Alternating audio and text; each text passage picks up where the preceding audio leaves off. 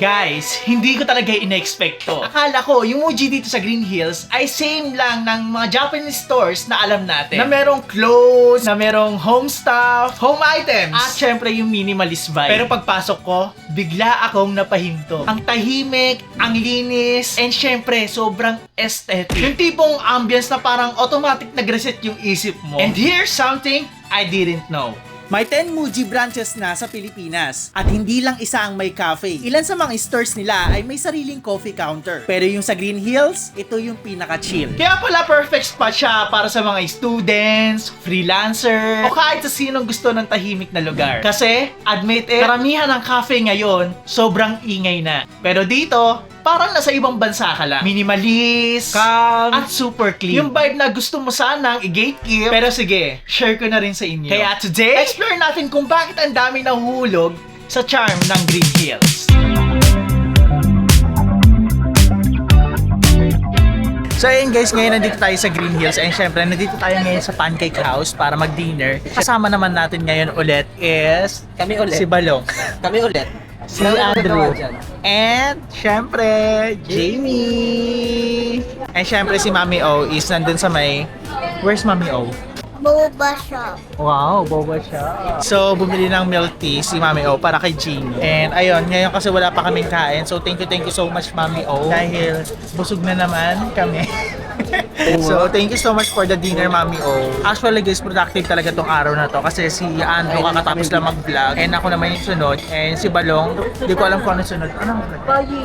Kami sa mga vlogs. Ay, oo nga pala. Tapos ka na pala. So, tapos na pala si Balong. So, ako na yung last. And ang last natin, abangan nyo. Sobrang productive ng araw na to. And syempre, hindi naman to magiging possible kundi dahil din kay Mami O. So, thank you so much talaga, Mami O. Grabe. Actually, si Mami O yung mga nagsasabi sa amin kung ano mga pwedeng gawin here in Manila. Dito Yes. sa QC. Kasi nakasanayan na kami na Cavite always. So, mga batang Cavite kami. Nakakaano naman ako, nakakalabas naman ako. Pero, hindi ako yung lumalabas na Manila para mag-enjoy or what. May ganap din talaga ako kapag lumalabas ako ng Manila. And eto, thank you so much talaga kay Mami O kasi nga nakakapunta kami ng QC dahil sa kanya, may nauwihan kami. And syempre, hindi lang doon kasi tinutulungan niya kami sa paggawa ng mga videos. So thankful to having Mami O. Thank you, Mami O, kasi parang nag-give din siya ng opportunities na dito. Actually, matagal niya na din kaming inaya din na punta dito. So, nagkaroon din kami ng time na magkita ulit kasi minsan lang naman kami makapunta dito, guys. So, Parang nagpapapogi ka dyan. hindi kasi tawag nito Ang pogi mo sa screen. yung buhok ko kasi kalahati. Ayun, Jose Rizal kasi. Bagong gupit kasi siya, guys. Yung Jose Rizal kasi ako. Ayoko magpagkamalan sa Jose. Baka barilin ako sa likod bigla. How are you, Andrew? I'm good. Harap din siya sa screen. So ayan, sila Jeko and si Balong Instagrize, ako hindi. Nagsalad ako. Salad. Share kami ni Mami O, sabi ko sa kanya, Mami O, share na tayo sa salad kasi hindi ko maubos. And nag-share din kami sa pancake. Oh, dinurog Isa mo kami na. nila Janie, blueberry yan. Dinurog mo na yung ano. Hindi natumba yung butter, ginitna ko lang siya ulit. Ikaw. And dito si Mami O. Yeah. Makulit. So ito yung in-order sa amin ni Mami O, ang burger steak. You want that? Ayan, sarap. Bago kami dumiretso sa Muji, dumaan muna kami dito sa Pancake House. Quick fuel up lang. Simple, cozy, at sakto para magka-energy bago namin i-explore yung pinaka-aesthetic na Muji branch na nakita ko. Hey, what's up guys? So ngayon nandito na tayo sa Muji and ngayon titignan natin yung coffee shop nila dito sa loob. Parang hidden gem din siya talaga kung tatawagin kasi nga mostly sa Muji talaga is para mga product lang talaga yung bibili mo. Mga Ano yung Muji? clothes. Muji pala. Talo Moji eh. Baka Mobi yung gusto mo sabihin, Mobi. Mali, chicherya yun. Moji. So yun Awa ka guys. emoji. So ngayon guys, syempre ang kasama natin as usual si Andrew, si Balong, si Mami O, and Jamie. And guys, sobrang productive na itong araw nga na to. So may nagawa kaming tag-iisang vlog. Si Balong nakagawa ng bumili rin sa parang Japan store. And kay Andrew naman is nagpunta kami sa mga corgi na coffee shop. So, Japan inspired din siya. And ngayon, Japan inspired din to, itong Muji. So, ngayon papasukin na natin and Mount Muji kasi. mali. Mali na sabi mo na yung sa unang video. Ay, nasabi ko na ba? Habang naglalakad kami papasok, ayun na agad yung signature Muji vibe. Sobrang linis, sobrang calm, tapos naka-display na yung clothes, bags, at mga everyday essentials nila. So ito guys, yung sa loob nga, puro clothes, parang H&M, and may mga gamit din pang bahay. So ganun usually talaga dito sa sa Muji. So ngayon, first time ko lang, second time ko na, kasi nung una hindi naman tayo nakatiim ng coffee dito kasi naabutan tayo ng clothes nila. So ayun, hindi tayo nakapag-coffee, but today makakapag-coffee na tayo. So ayun guys, abot tayo, so makakapag-order pa tayo sa cafe. Hindi lang mga damit lang talaga dito, so meron din dito mga gamit din talaga pambahay. So dito tayo ngayon sa mga gamit pambahay. Yes, meron din dito palang bed. So ito may mga bed frames, and meron din silang foam. Ayan. Kompleto May sila mga sa set. pillows.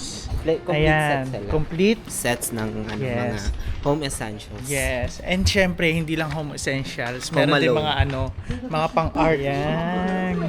May mga highlighter, may mga pen. Very Japan vibes talaga dito sa Muji. So, meron mga gamit na mga clothes, pambahay, basta anything. Pero ang pinaka main point natin dito is yung coffee shop nila.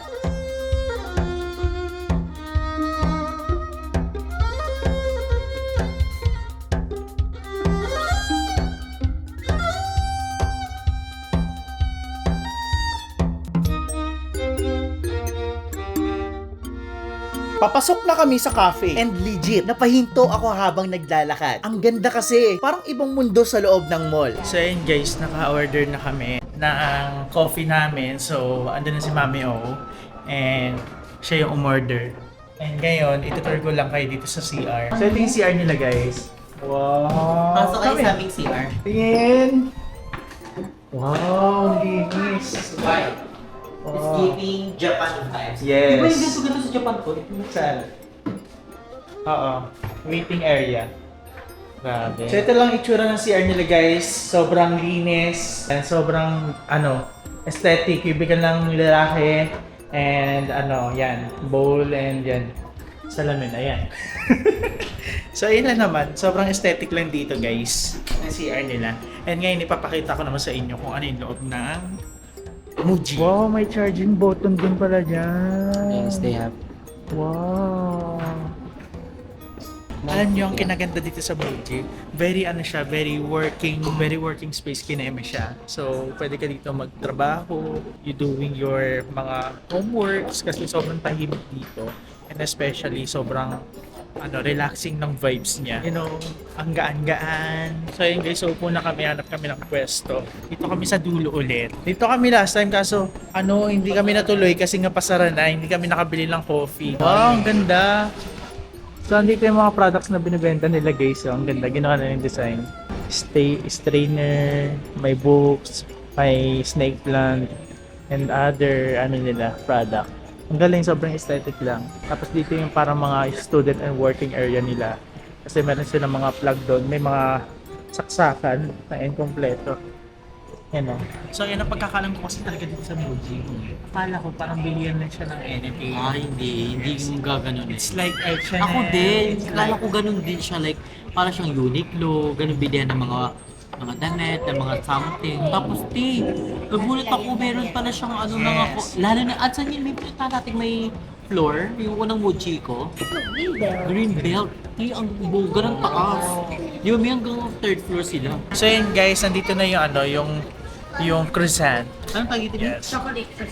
Chocolate croissant. So, yung drinks namin ginagawa pa kasi. Chocolate croissant guys, but hindi tayo kakain yan kasi matamis. So, ayan look guys, tignan nyo nandito tayo sa dulo, and very aesthetic. You know, sobrang minimalist lang ng design nila dito sa Muji. Pwede talaga siyang tambayan, lalo na sa mga gusto ng tahimik. So, actually nga, nakakahiya dito mag-ingay kasi, you know, yung the vibes kasi niya, parang for lang talaga siya, para sa mga tahimik na tao. Hindi siya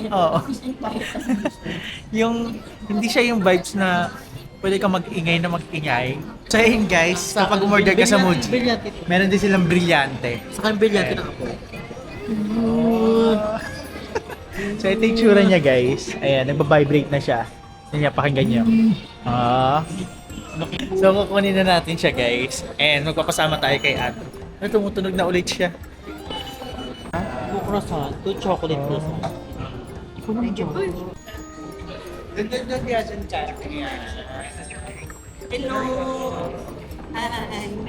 Jamie, say hi. Oh my gosh! Enjoy the chocolate. Oh my God, Jamie! So yan guys, stirrer lang yung available nila dito. Wala silang straw. Or feeling ko may straw sila dito. But, kailangan mo mag-request. Pero ito talaga yung stirrer talaga yung sinerve sa amin. Hindi ko alam And ayan, inalo ko lang. Kasi nasa baba yung matcha. And ito na yung matcha natin guys. God, I forgot it. So taste test natin siya guys. Guys, ang sarap ng matcha but alam niyo yun, sobrang sweet niya and ayun nga matamis. Iba yung lasa ng matcha. Binalaan na rin kasi ako ni Mami pero sinunod ko pa rin tong matcha. Binalaan na rin ako ni Andrew. Natikman yung ano yan? Ichigo. Yeah. Ayan. Pero mas tinikman ko yung tong matcha kasi nga recommend to sa TikTok. So okay naman siya for me. Pero hindi siya yung parang totally matcha na natitikman natin kapag matcha lover kayo. You know. Ako, I miss my Ichigo. Oh. Wow! Ang sarap! Binaw yung boses mo. Wow! Kasi diba, walang maingay. Yan. Chichat ko na lang sa'yo. Babasahin ko na lang. Basahin mo na lang. Ang sarap niya! Pero meron pa siyang sa ilalim, chocolate. So, I love it so much. One of the best. Tikman mo nga rin to yung matcha. Isa lang, tikman mo lang. Tikman mo lang. So yan guys, paborito niya kasi yan. Para sa vlog mo to, bakla Nyeta ka. Pag ako may pinagawa ko sa vlog. Ayun lang. Wow, sarap siya, di ba? Hindi Milky siya ganun kasi siya. hindi siya ganun katapa. Kasi guys, umiinom siya ng ano ba to? Ng matcha, yung naiinom niya, yung mga matatapang. Oo. Hindi yung matatapang. Ito nainom niya matamis kasi. Ayoko nung matcha siya na parang Oo nga, yun nga. Damo. Damo. Ayun nga, hindi siya ganun guys. Hindi siya puro. Kasi mismo nagsabi na ang barista nila is mix na to. Tama ba Mama yun? Yes. Mix na to. What did you say So, about the coffee? Kaya may na siya, sweet. So ayan Balong, ano sa'yo? Ichigo. Ichigo. Ichigo. It's not Ichigo. Sige nga, lasahan mo. Matamis siya na may din ng cafe, may cake. Pero ang gusto ko dito kasi is yung chocolate niya na nasa. Parang lasang may touch of sakura cherry. Sarap. Ayun yung nakita ko Mami, isa sa mga sumigat din pala sa kanila. Ayun na yung tiramisu latte series. So ayun guys, available naman siya. Pero kasi, mas pinili namin tong na to. Kasi ito talaga yung bestseller. Ito talaga yung recommendable talaga ng ilan. Fun fact, iba-iba pala ang exclusive cafe items ng bawat Muji branch dito sa Pinas. Sa Muji Glorieta, sila lang ang may Muji Bakery, fresh croissants, ensaymada, pati pandesal na gawang Muji. Sa Muji Shangri-La, matcha lovers ang bida dahil sila may exclusive Ichigo matcha latte at iba pang matcha drinks. Sa Muji SM North, curry naman, sila lang merong full Muji rice lineup. At syempre, ang last natin, dito sa Green Hills Mall. Gaya na nabanggit ko, dito meron silang tiramisu latte. So pag pumunta kayo ng Muji, eto guys, please leave the area clean for the next user. So it means clay good dito guys. So syempre napakalaki na itong Muji na to. So kailangan mo talaga maglinis kasi wala kang tagalinis. Pero kahit na merong tagalinis, 'di ba? Matuto ka pa rin mag-lego sa pwesto mo kasi wala na ring linisin ng masyado yung mga waiter.